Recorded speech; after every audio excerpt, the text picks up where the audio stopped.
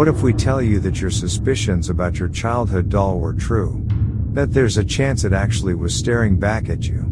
That it moved in the dead of night? Maybe it was a sound you heard, footsteps that were not just your imagination, a shadowy figure you thought you saw. Ed and Lorraine Warren have always been known for their haunted cases and adventures with the supernatural. Even if you're one to scoff at their story, actually seeing what they brought back as souvenirs is more than just disturbing. And even worse are the dolls. It all began when the two demonologists started collecting possessed items and decided to place them all together in their basement. The result? Welcome to the Warrens Occult Museum. Here, we bring you some of the most disturbing, freakiest dolls the couple have in their collection. Annabelle.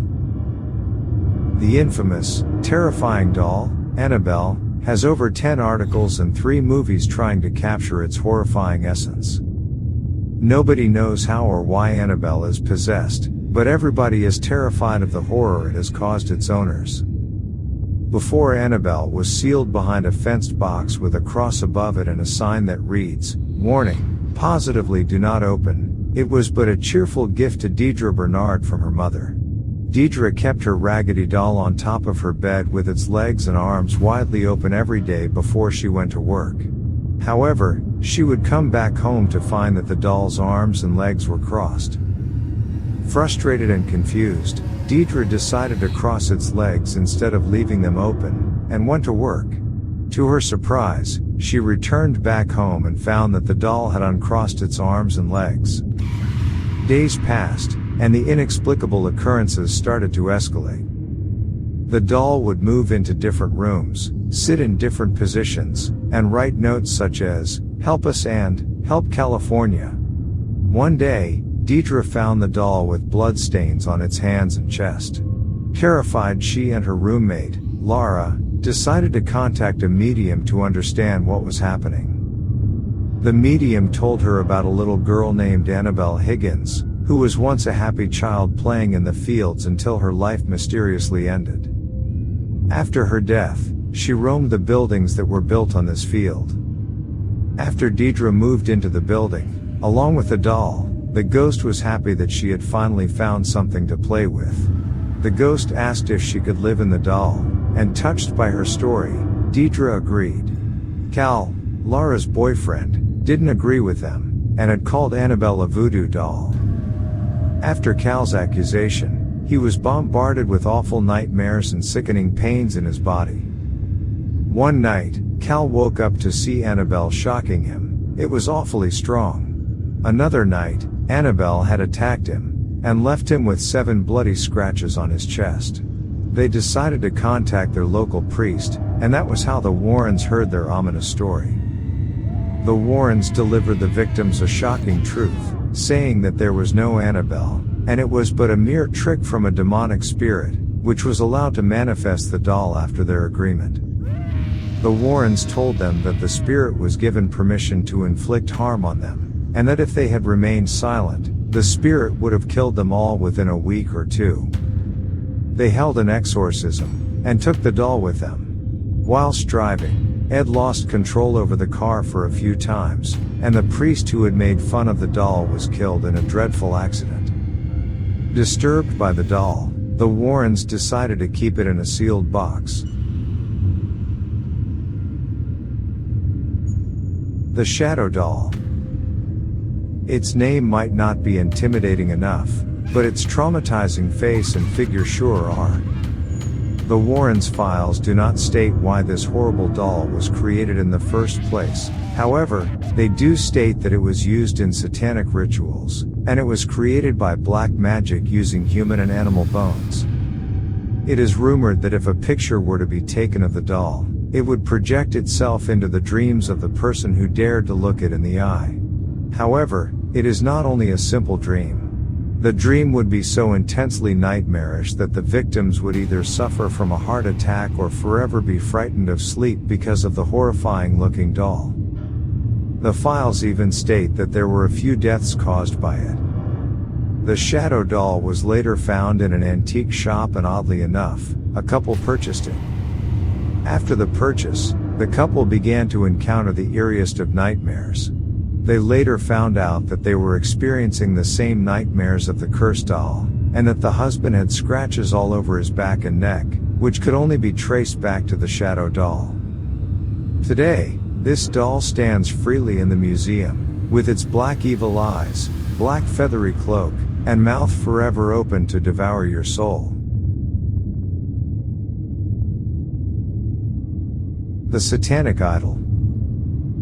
Mysteriously located deep in the woods of Connecticut, stood a stranded tall and odd-looking doll. The first encounter with this doll occurred when a man was walking alone in the woods. He ran into the doll, and described what he felt as if the idol was sucking his strength and energy in order to weaken him. He said that the doll filled him with dread and fear. After he left the doll behind, he came across an old man in a black cloak walking opposite to him. Even though scared and shaken, he gathered up enough courage and asked for directions to get out of the forest. Fortunately, the old man guided him out. We don't know enough information about the idol's background story, or how it was placed in the forest. However, Lorraine Warren said that it was one of the most dreadful paranormal artifacts she had ever encountered. After the Warrens put the idol in their basement, Lorraine began to experience horrifying activities, such as levitation and being in a catatonic state for days because of the satanic idol. The idol may not look scary, but maybe that is how it lures its victims in. Ed Warren had placed this idol under the haunted paintings he had collected.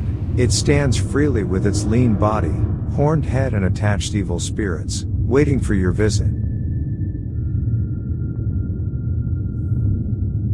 The two deaf dolls. These earless dolls are also known as voodoo dolls, and the witch dolls. These two dolls look ominously creepy. They are also known to attack the weakest and make them sick until their death. One doll has a noose around its head, while the other has eyes that stare into your soul. A doll collector came across them, and thought she'd harmlessly add them to her collection. Little did she know, these dolls would be the reason her son almost died. Shortly after owning them, strange occurrences began to take place. The dolls would change locations, and gradually decrease her son's health. The collector decided then to lock them in a box, but that didn't stop them from coming back out. Her son's health began to worsen even more, and even though the doctor's reports showed no signs of any illness, the boy was on the verge of death. Stifled by terror over her son, the collector contacted the Warrens for help. Shortly after their arrival, Lorraine felt the evil presence that roamed the house, and immediately removed the voodoo dolls. Subsequently, the boy's health got better. The dolls were kept safely in the museum, until one day, a retired Navy commander and his wife visited the museum, and broke the protection by holding them. Later that night, the Warrens woke up to a loud noise coming from their basement. To their surprise, they found several dolls in a circle on the ground, and in the middle sat the two voodoo dolls. The retired commander, however, was involved in a horrible accident that night, and he swore he saw the two dolls gazing at him and laughing. Beware of their evil stare.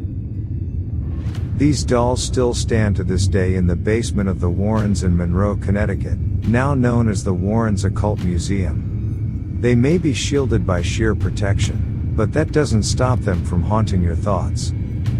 There are also many paranormal objects in the museum other than the dolls. Haunted paintings, human skulls, Ouija boards, Egyptian curses and mummies, cursed objects from African black magic, a haunted organ that plays itself, and a modern vampire coffin. There are many signs scattered throughout the museum warning the visitors not to touch anything if they care for their lives. Victims who ignored the warnings were either haunted, possessed or killed. The museum is open for visitors, so anyone can witness the true horror that still stands to this day. Visitors can respectfully take pictures in order not to upset the spirits, and they can take a look at the Warrens' files that include their investigations and experiences. The question is, though, when the tour is over, are the visitors actually going home alone?